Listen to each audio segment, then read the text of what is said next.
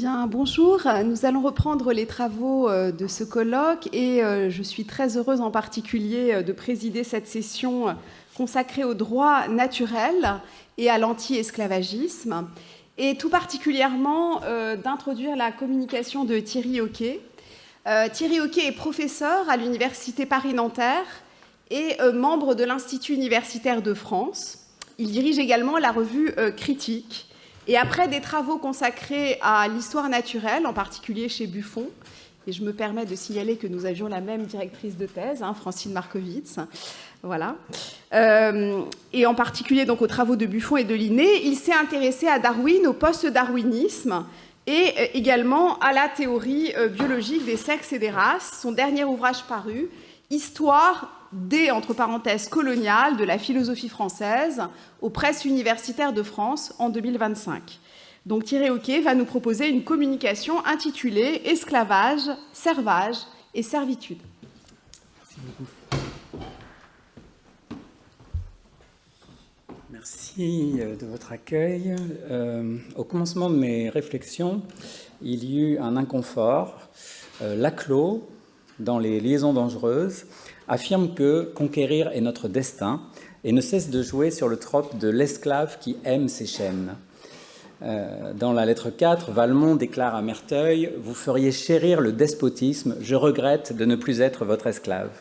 Et plus loin, la lettre 79 raconte l'histoire d'une épouse infidèle et conclut ainsi « Et l'esclave, fugitive, livrée de nouveau à son ancien maître, fut trop heureuse de pouvoir espérer son pardon en reprenant sa première chaîne. » Cette figure de l'amoureux, esclave de ses passions, asservi et soumis à un maître qui est le mari ou à une maîtresse qui peut se faire despote, ce lexique de la servitude constitue un champ sémantique, il me semble, qui est miné, pluriel et surchargé de dimensions métaphoriques. Alors, dans son introduction au colloque, hier, à la Bibliothèque nationale, Gabriel Dariulla, que je remercie à nouveau, soulignait le sens et le poids qu'il mettait dans le mot « cosmopolite ». L'idéal cosmopolite entend unifier la diversité du monde, dépasser les circonstances locales dans l'espoir de former une commune humanité ou une communauté humaine transcendant les bornes de la religion, de la race ou de la nation. On a beaucoup débattu au cours de ces 2 journées pour savoir s'il valait mieux qualifier de fraternité cet idéal selon lequel tous les humains ne forment qu'une seule et même famille qui outrepasse toutes les différences. On pourrait dire également, cela a été évoqué, humanisme ou universalisme plutôt que cosmopolitisme. Je dirais aujourd'hui, peu importe la coupe, pourvu qu'on ait l'anti-esclavagisme. Ce qui frappe et qui doit nous retenir ici, c'est un anti-esclavagisme qui dépasse le strict cas des esclaves au sens restreint des personnes enslavées aux Amériques et déportées donc par les Européens.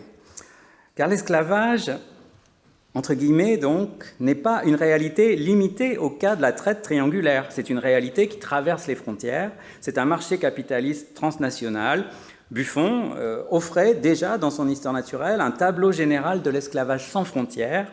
L'esclavage lui-même est en un sens cosmopolite, au sens où il est partout chez lui, au sens où c'est peut-être la chose du monde la mieux partagée.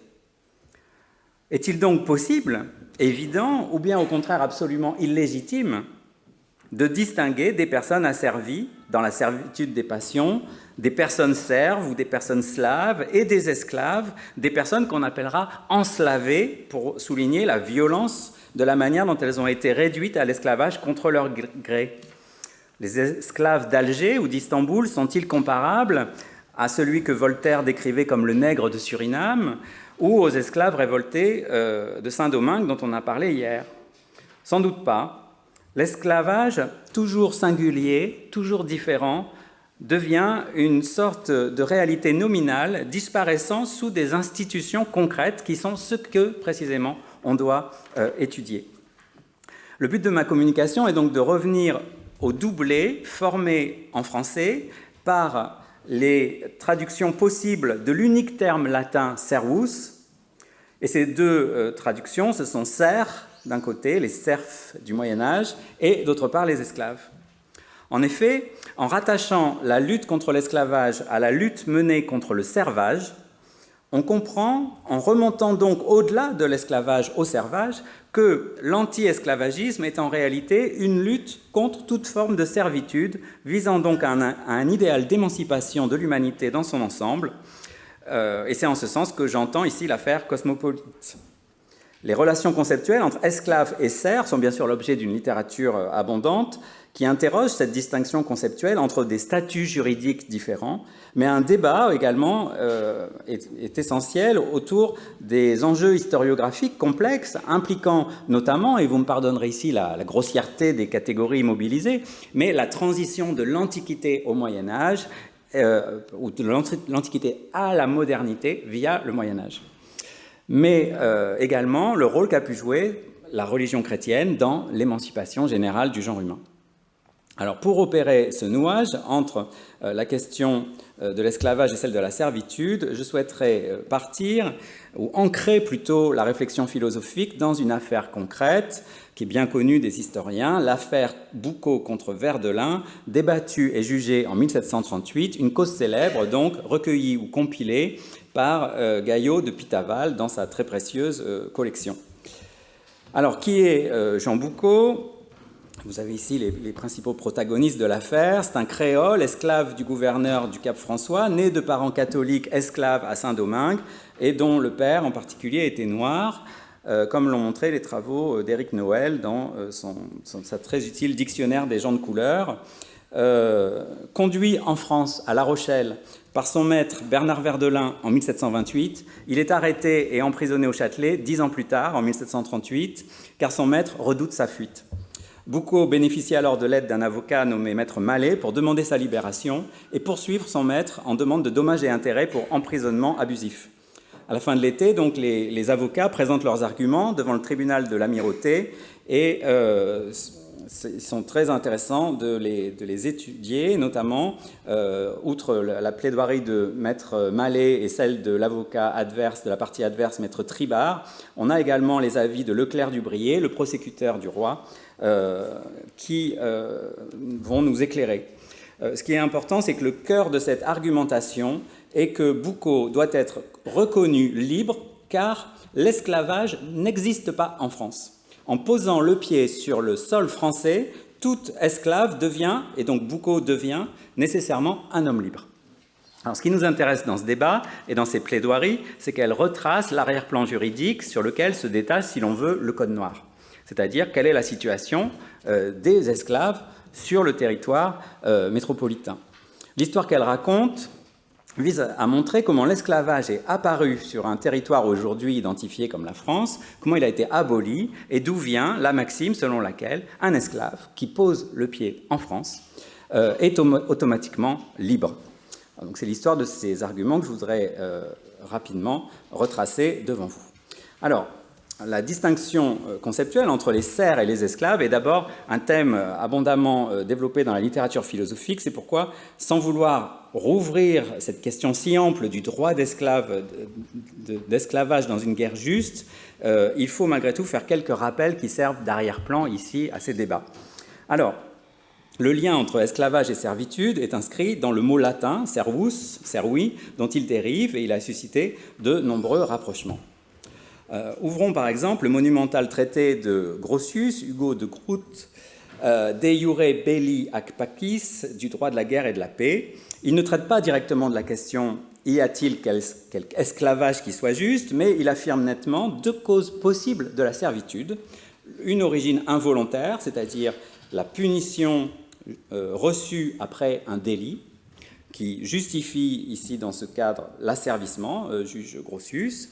Et d'autre part, la perte de liberté, on pourrait dire volontaire, lorsque Grotius affirme, en s'appuyant prétendument, mais ce point est débattu, notamment par Barbeyrac qui traduira le texte en français, s'appuie sur l'étude des lois des Hébreux et des Romains pour dire que tout homme avait cette permission de se vendre comme esclave à qui il voulait.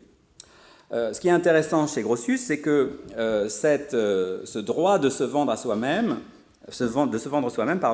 indique qu'il peut y avoir une servitude volontaire, que la liberté est une chose que l'on peut aliéner, qu'on peut renoncer au droit de se gouverner soi-même pour confier cette tâche à un autre, et que cela peut construire une analogie avec la soumission volontaire d'un peuple à un souverain. Donc on a ici un modèle du devenir citoyen, on pourrait dire, qui est proposé par cette transmission de volonté. Ici, ces arguments vont donner l'objet à de nombreuses discussions, mais je voudrais les mettre en perspective avec la thèse de Hobbes, formulée notamment dans son traité du citoyen, le Dequiway. Cette thèse est remarquable en ce qu'elle montre que le pouvoir des maîtres n'est pas le seul effet d'une sorte de domination despotique, mais qu'elle suppose, entre le vainqueur et le vaincu, une sorte de convention tacite par laquelle le vaincu consent à être approprié par le premier.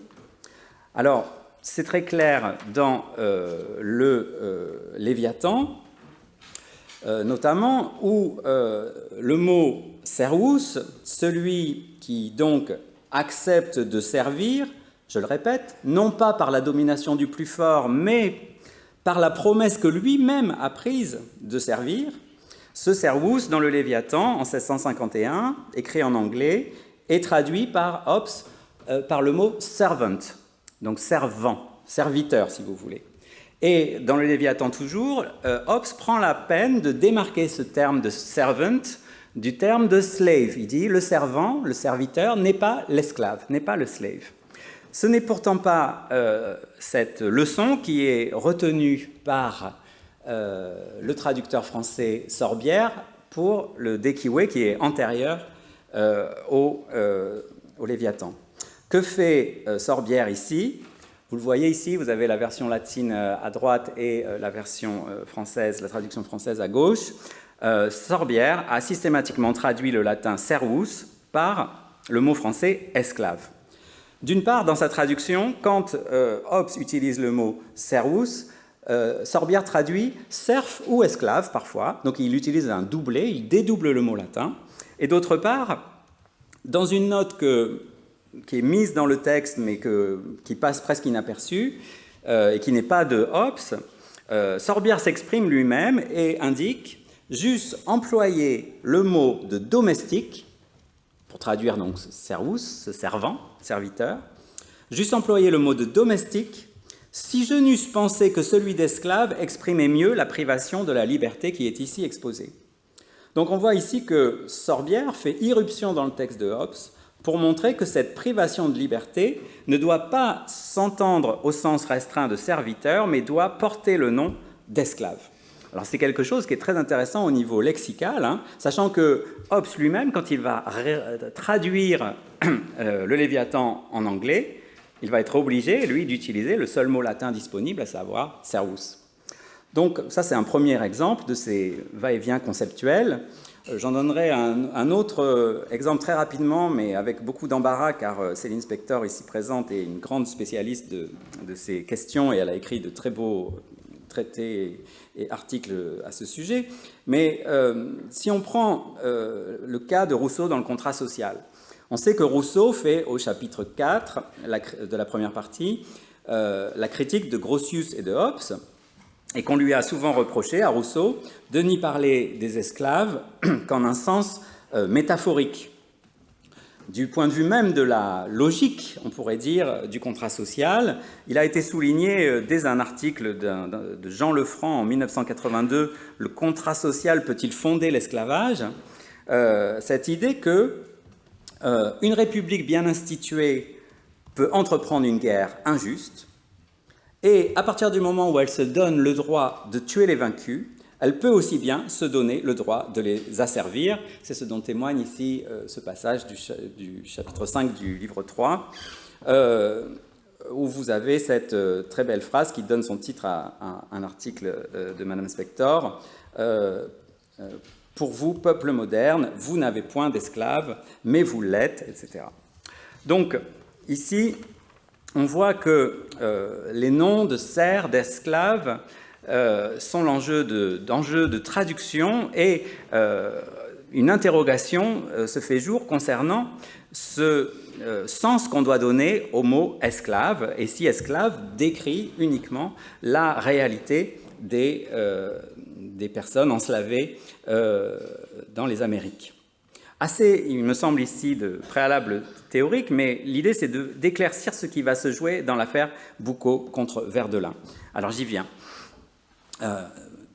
Tous les participants du procès rappellent que selon le droit naturel, tous les hommes naissent libres, mais que l'histoire humaine empêche cet état de perdurer.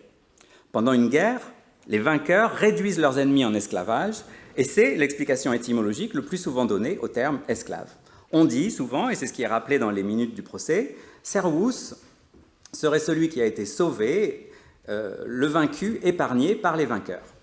S'il est assujetti et s'il doit obéir à un maître, s'il doit servire, donc servir, c'est qu'il a été conservé, sauvé, préservé, mot qui vient du verbe latin servare cette fois, et on dit donc qu'il y va de sa préservation de sa vie. Ceux que l'infortune de la guerre assujettissait aux vainqueurs furent appelés esclaves, bien moins asserviendo de ceux qu'ils servent que asservando de ceux qu'ils ont été sauvés, on pourrait dire, ou conservés. Mallet, l'avocat de l'esclave, Boucau, commente ironiquement ce point. Alors le christianisme commençait à s'accréditer, on se désabusa de cette prétendue charité chrétienne de faire de son vaincu un esclave plutôt que de le massacrer, charité qui est plutôt celle du brigand qui se glorifie d'avoir donné la vie à ceux qu'il n'a pas tués.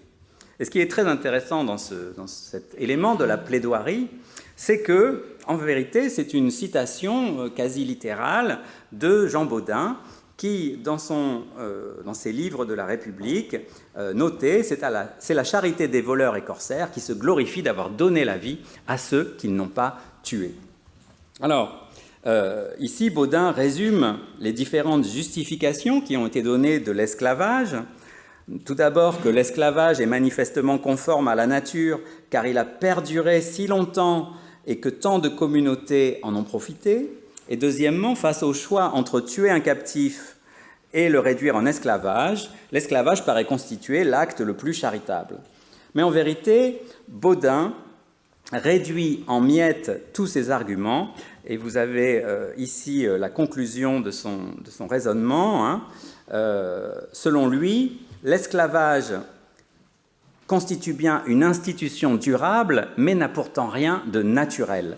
Il n'est, au contraire, que la conséquence de nos jugements moraux dépravés. Autrement dit, l'être humain, du fait de son libre arbitre, choisit parfois de mal agir. Si cette erreur est commise par ceux qui détiennent le pouvoir, le mal peut même perdurer longtemps, et malgré sa manifeste contrariété avec la nature. L'esclavage est donc rendu par Bodin à sa nature d'institution contre nature. Et Mallet, l'avocat de l'esclave, mentionne explicitement Bodin parmi tous ceux qui ont approuvé ce principe que j'évoquais en introduction, à savoir celui selon lequel la terre de France affranchit. C'est à ce propos que l'avocat de la partie adverse, maître Tribard, lui répond. Je vais lire simplement le passage en gras ici. C'est cet auteur, Bodin, qui introduit la fameuse dispute qui s'était élevée entre Aristote et quelques jurisconsultes pour savoir si l'esclavage était contre le droit naturel et quelle devait être l'étendue de la puissance du maître sur les esclaves. Mais depuis Aristote, les choses ont bien changé de face sur la terre. Je saute. Ainsi, toutes les maximes, tous les traits d'érudition que Bodin rassemble se détruisent par l'exception des lois postérieures à ses ouvrages. L'idée est nette, plus encore que l'apparition du christianisme. C'est la découverte des Amériques et l'établissement du commerce colonial qui ont changé la donne de manière radicale. Pour Tribard, aucune maxime antérieure ne saurait avoir de valeur. Et ce qui est particulièrement ironique ici, c'est que dans le même passage, Bodin est qualifié d'auteur du XVe siècle. Sachez qu'il est né en 1530 et mort en 1596. Et son œuvre, Les 6 livres de la République, parut la première fois en 1576, il est donc inscrit pleinement dans le XVIe siècle. Et pourtant, Tribard dit ici, cet auteur écrivait dans le XVe siècle et par conséquent dans un temps bien antérieur à la conquête de l'Amérique. Manière pour lui de souligner à quel point, selon lui, cette conquête de l'Amérique change la donne juridique en fait. Alors, est-ce ignorance, malhonnêteté ou naïveté de la part de l'avocat? Je ne saurais dire, mais le geste m'intéresse puisque Tribard veut ici établir qu'il y a esclaves et esclaves, sans préciser cependant ce qui fait la singularité, selon lui, de l'esclavage transatlantique, sinon peut-être qu'il est pratiqué par des chrétiens. Alors un autre texte à ce propos, il est utile de s'y rapporter, un texte quasi contemporain, c'est le Dictionnaire des cas de conscience de Germain Fromageau. Il est intéressant au sens où il indique très bien de quelle manière, pour Fromageau, il est permis aux chrétiens d'avoir des esclaves. Je passe sur les arguments faute de temps, mais l'esclavage n'est pas un problème en soi, l'existence de l'esclavage n'est pas un crime. En revanche, tout en ayant noté que l'Ancien Testament parle d'esclaves et que le christianisme n'a pas aboli l'esclavage, la conclusion des docteurs de Sorbonne est sans ambiguïté, et vous l'avez donc ici en bas.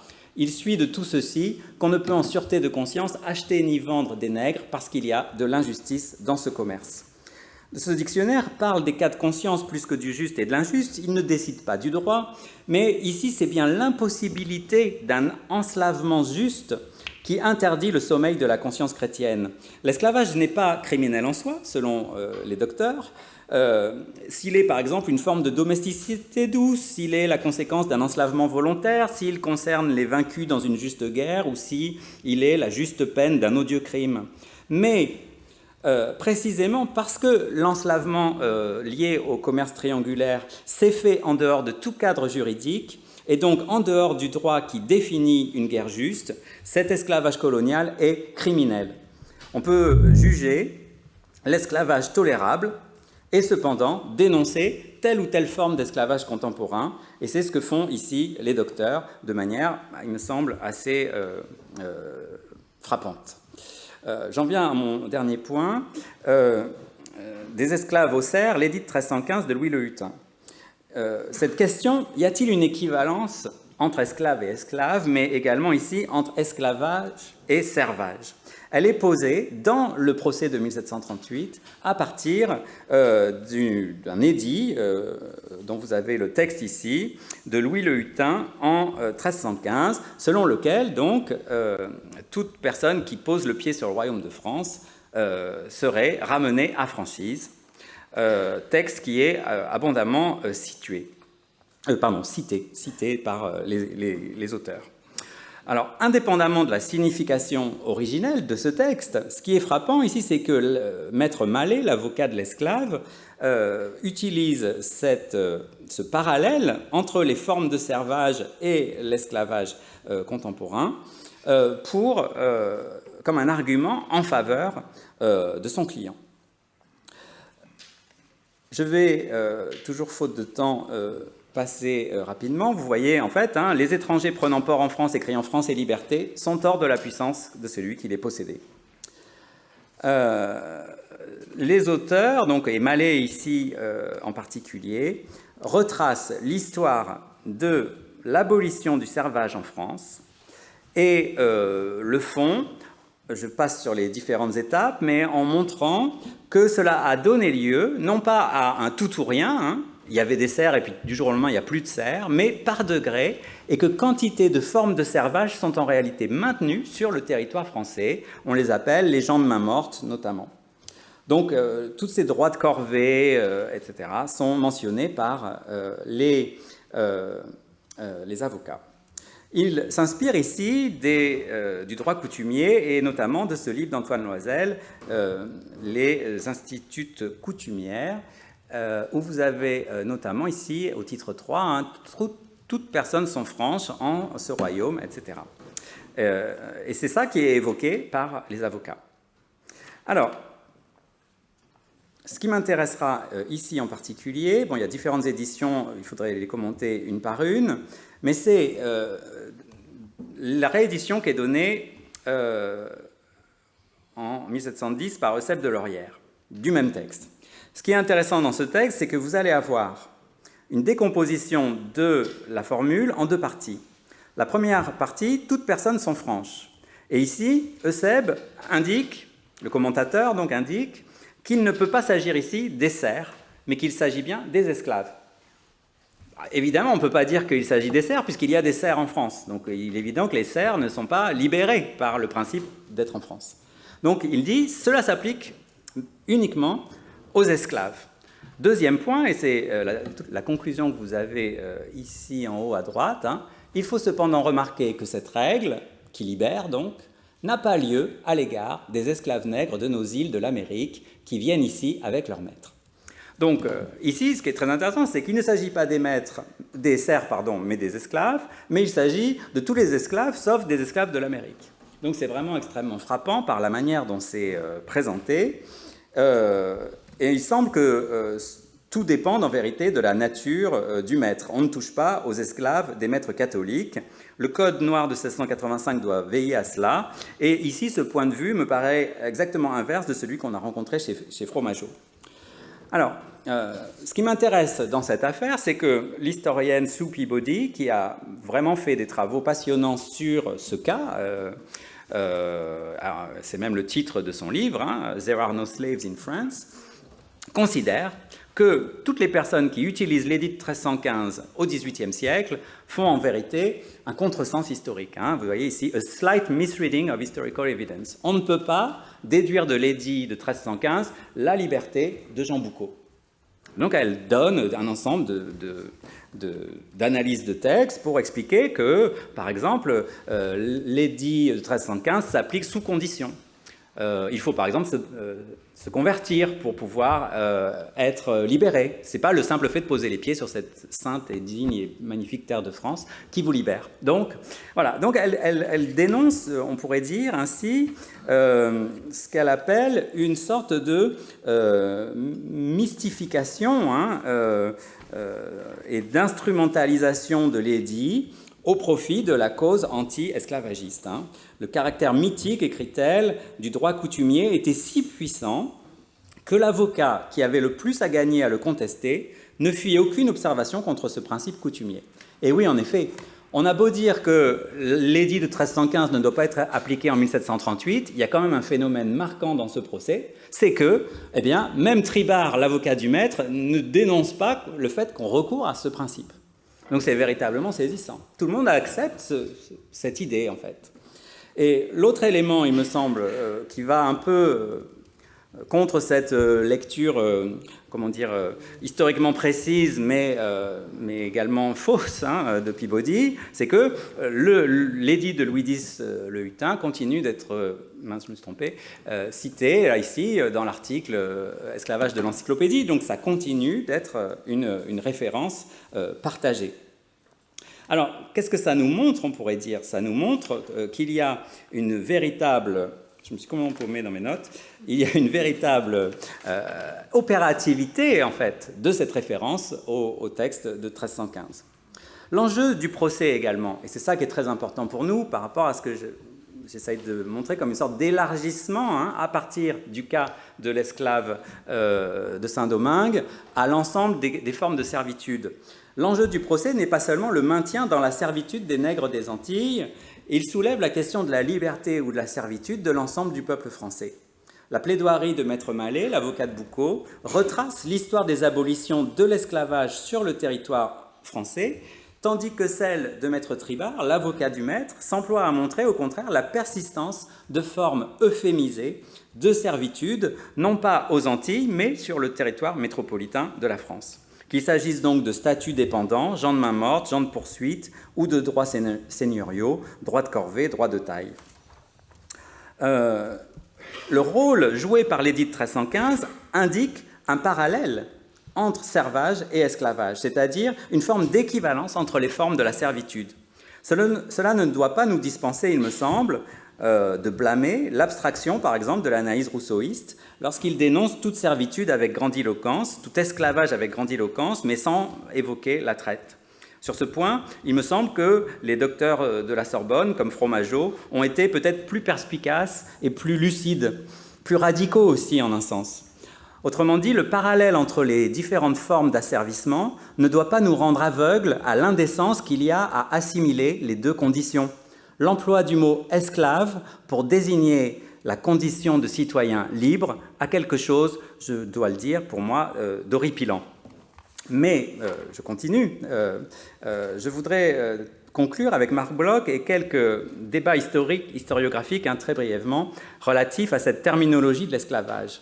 Marc Bloch, on le sait, a fait une critique sévère de l'expression « serf de la glèbe », indépendamment de toute hésitation quant à la terminologie, il nota dans cet article comment, au début du XIIIe siècle, il y a eu un rejet du terme servus, afin de mieux marquer la différence entre le serf médiéval, sorte de paysan subordonné mais juridiquement libre, et du servus romain. Les auteurs, alors, tendent à utiliser d'autres mots, comme celui de famouli, mais de telles transformations lexicales étaient mal acceptées par les stylistes, par les scribes, et étaient jugées comme d'importuns gallicismes. Servus était généralement préféré par ceux qui écrivent bien, car le terme était classiquement cicéronien. Et ce que note Bloch, c'est que ces gallicismes traduisaient en fait le sentiment d'une spécificité du servage en France, mal rendu par le terme servi. Par ailleurs, Bloch appelait dans cet article à ne pas confondre deux institutions. L'expression « serf de la glèbe », dit-il, renvoie originellement à l'institution du colonna, c'est-à-dire ce qu'on appelle la condition qu'avaient sous la loi romaine les agriculteurs qui, sans être esclaves, étaient précisément attachés à la glèbe, c'est-à-dire au sol. Pour Bloch, on ne doit pas appliquer au servage médiéval une expression formée pour le colonna de l'Empire romain. Cela est fautif. Colonna et servage, j'entends ici le servage de la féodalité, on imaginerait difficilement, écrit Bloch, deux institutions plus profondément différentes. Bloch note également comment cette expression « serf de la glèbe » a été relancée par Montesquieu, qui parla de servitude de la glèbe. L'expression frappa alors les esprits et tout le monde voulut voir le paysan esclave du sol. L'expression avait de quoi susciter l'indignation, mais finalement, serf de la glèbe n'est qu'un synonyme éloquent de ce mot trop court, serf. Alors disons serf très sobrement, sans projeter sur lui de quelconques anachronismes. Serf donc, mais quid de servus? Que se passe-t-il quand on parle latin? Et comment traduire justement en français les occurrences du latin servi? Le second point que nous enseigne Bloch, plus particulièrement dans le second article que je cite ici, est que, quelle que soit l'histoire des termes, il y a bien un phénomène commun qui légitime l'emploi du mot servus, dans toute sa richesse sémantique de conditions et d'institutions. Et quel est ce sentiment? C'est qu'il s'agit à chaque fois de manière de désigner la privation de liberté.